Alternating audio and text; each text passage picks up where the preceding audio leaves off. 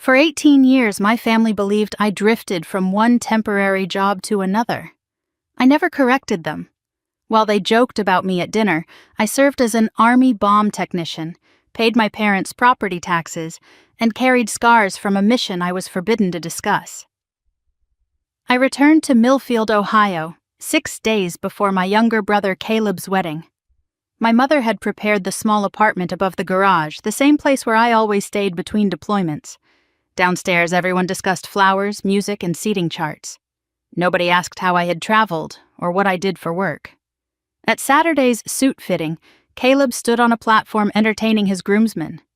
I steamed jackets near the wall, useful and invisible. When one man asked what I did, Caleb laughed. "Nothing for long. She lives off Mom and Dad." My father chuckled into his coffee. I felt no fresh pain. Old insults become furniture after enough years. I reached for Caleb's jacket, and my sleeve slid back. The grafted skin on my left wrist showed beneath the shop lights. Caleb's best man, Owen Mercer, stopped smiling. "Where did you get that scar?"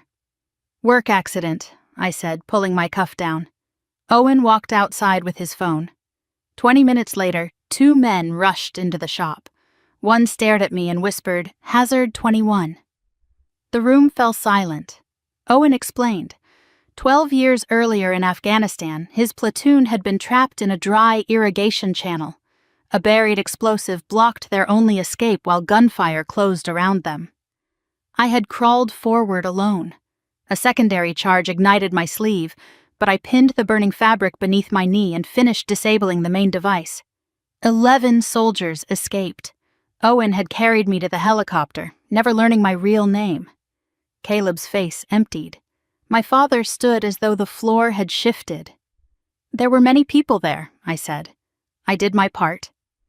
Then I finished steaming Caleb's jacket because unfinished work has always bothered me. That evening, my father followed me outside. He tried to apologize, but I stopped him. "Not today. Today is about suits." The next night, I told my parents everything. Enlisting at 18 after their hardware store began failing, rejecting college so the remaining money could support Caleb, 4 deployments, the explosion, 11 months in a burn center, and the automatic payments that had covered their house taxes and insurance for 9 years.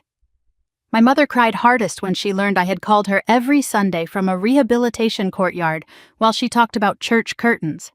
Then Caleb arrived angry. "You let us look like fools." "I let you be wrong," I said. "You chose how loudly to announce it." He left without answering. For 3 days, I refused to rescue him from his shame. Then he knocked on my door at dawn carrying 2 bad coffees. "Tell me the whole story," he said. "Your version." So I did. I described the wire, the hidden charge, the fire, and the checklist I kept repeating while my skin burned. I told him courage was rarely dramatic. Usually it was simply the next necessary step. When I finished, Caleb lowered his head. "I called you useless in front of a man whose life you saved." I said nothing. "I don't deserve to feel better quickly," he continued, "but I need you to know I understand." After that, he changed through actions. He moved me from the overflow table to the family table. He kept my story off the wedding website. He asked permission before inviting Owen's 2 former platoon mates. Most importantly, he promised there would be no public spectacle. At the reception, I found a folded card beside my plate. Inside, Owen had written 11 names. No praise, no explanation, only the men who had walked out of that valley. Caleb's toast came after dinner. "I want to thank the person who taught me that showing up is work you do before anyone notices," he said. "She kept my baseball statistics when I was 10, protected this family in ways I never bothered to ask about, and never requested credit. To the ones who arrive early." He lifted his glass, then looked away, giving me privacy even while honoring me. Later, my father asked me to dance. "I told the wrong story about you for years," he said. "I'm done telling stories, I'm just going to be proud." Near midnight, I joined Owen and the other veterans for one quiet drink.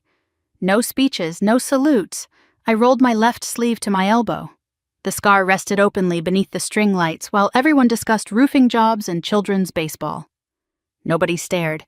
That ordinary moment felt greater than any medal. For years, I had hidden the scar to protect everyone else from questions. Leaving it uncovered was not confession or revenge. It was simply my life, finally allowed to breathe. The next morning, I boarded the bus with one duffel and both sleeves rolled up. My family's respect had arrived late, but my worth had never waited for their permission.